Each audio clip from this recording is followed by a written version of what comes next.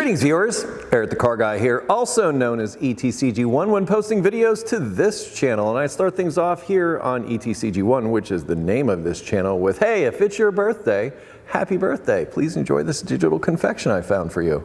Today I'm coming to you from the Factory 5, or the skeleton of the Factory 5. It will be a really cool car someday, but I thought I'd change the venue and give you something else to look at. But today I'd like to talk about ASE certification, in particular my ASE Master Technician certification, which I'm not planning on renewing. And I've thought about this for a while. I'm actually up in June of 2021. I thought about taking the test, but then I'm like, why? I really struggle to figure it out. I'm not working as an automotive technician on a daily basis anymore.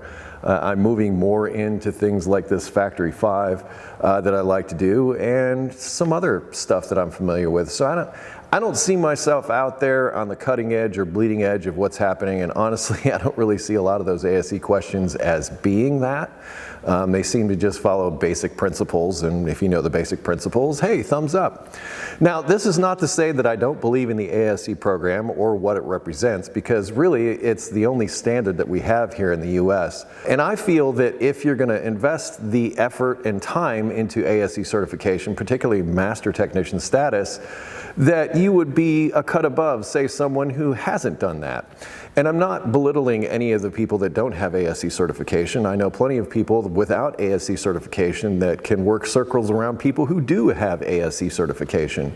Some might say that ASE certification just means you can take a test. And granted, they do say you need a 2-year work requirement before you can get the ASE certification, but some of that could have been spent in school. In fact, a year of it, in fact, or 18 months. It just depends on how your school program is set up. Point being is, for me, ASE certification doesn't make a ton of sense at this point, and it's like $175 for me to renew.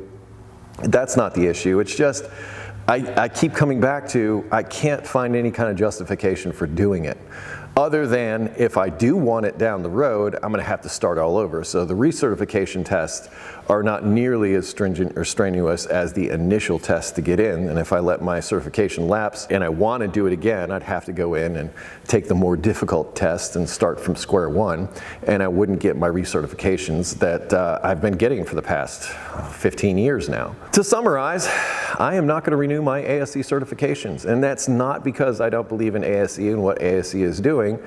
I'm just not doing it because I don't really see a need for it now or in the future for me, because I plan to do more of this. And if this YouTube thing doesn't work out, I don't necessarily see myself going into the job market as an automotive technician. I'm probably going to try something else if, like I said, this doesn't work out. So far, so good. Anyway, what are your thoughts on ASE certification? Are you ASE certified, recertified?